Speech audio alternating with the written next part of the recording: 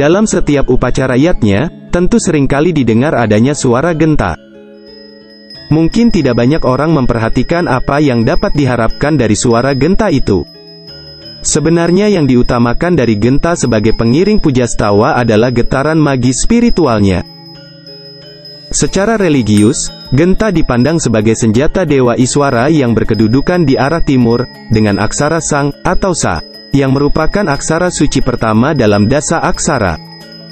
Sebagai senjata Dewa Iswara, maka genta tersebut sangat disakralkan, dan karena itu tidak boleh dipergunakan oleh sembarang orang. Genta umumnya digunakan oleh sulinggi atau brahmana, dan juga hanya boleh dipergunakan oleh pemangku yang sudah disucikan secara niskala oleh pendeta atau sulinggi.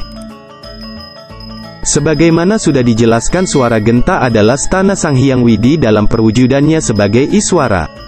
Karena itu, bunyi genta sebenarnya merupakan pertanda bahwa Sang Hyang Widi sedang berada di tengah-tengah umat. Kuat lemahnya getaran magis spiritual genta tersebut tergantung dari tingkat kesucian dan kekuatan batin orang yang membunyikannya. Bahan pembuatan genta. Genta dibuat dari kuningan dicampur perunggu. Tetapi ada juga yang membuatnya dari kuningan yang dikombinasikan dengan emas. Sebagai sarana yang bersifat sakral, genta tidak dapat diperlakukan sembarangan. Secara niskala, genta juga perlu dirawat dengan cara diplaspas, disucikan atau dipasupati. Bolehkah pemangku memakai genta?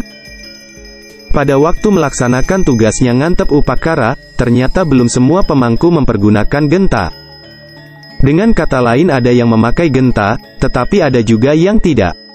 Hal ini tidak berarti bahwa tanpa genta, mantram atau puja seorang pemangku akan menjadi hambar atau tidak memiliki makna.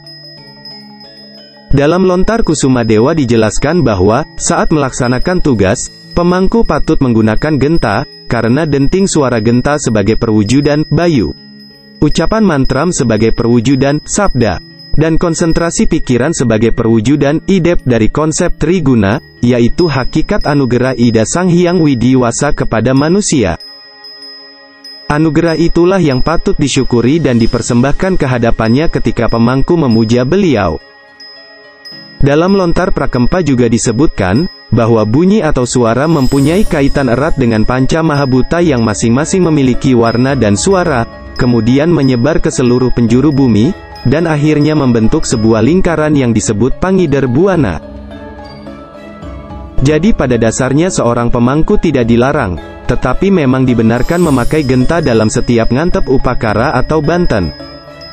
Pemangku yang tidak menggunakan genta mungkin karena kebiasaan atau tradisi daerah tertentu yang sejak dulu secara turun-temurun tidak ada pemangku yang mempergunakan genta. Namun pada dasarnya tingkat kesucian dan keikhlasan dari pemangku itulah yang diutamakan dalam melaksanakan tugasnya sebagai pemangku pada saat ngantep upakara. Demikian ulasan singkat tentang genta yang dipergunakan oleh sulinggi dan pemangku dalam agama Hindu. Semoga bermanfaat dan menambah wawasan kita semua.